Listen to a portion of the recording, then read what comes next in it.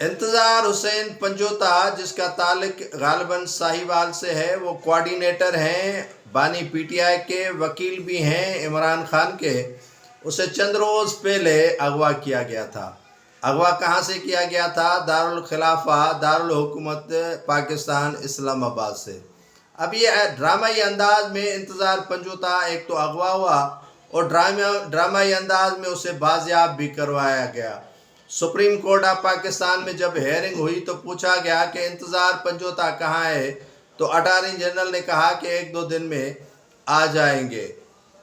उन्हें मालूम था कि वो कहाँ है और किस हाल में है और किसने उन्हें अगवा किया है या किसने उठाया है। इंतज़ार हुसैन पंजोता, जिसके कान के नीचे सुर्ख धब्बे थे और उन्हें तशद्दुद का निशाना बनाया गया और यही बताया गया कि उन्हें अगवा किया गया था इस्लामाबाद से। ड्रामे की मैं आपको वो किस्त बता रहा हूँ जो देखी गई रात को।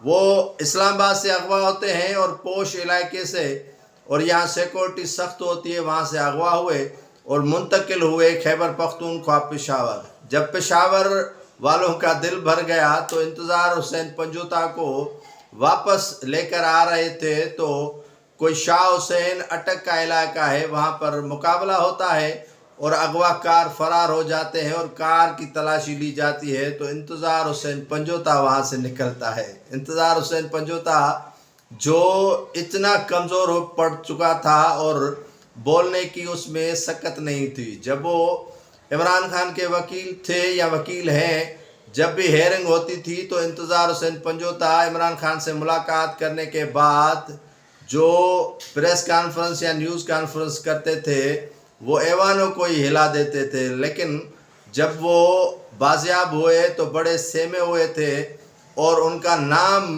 कोई पूछ रहा था तो कह रहा था इंतज़ार, तो आगे वाला बोल रहा था इंतज़ार हुसैन पंजोता।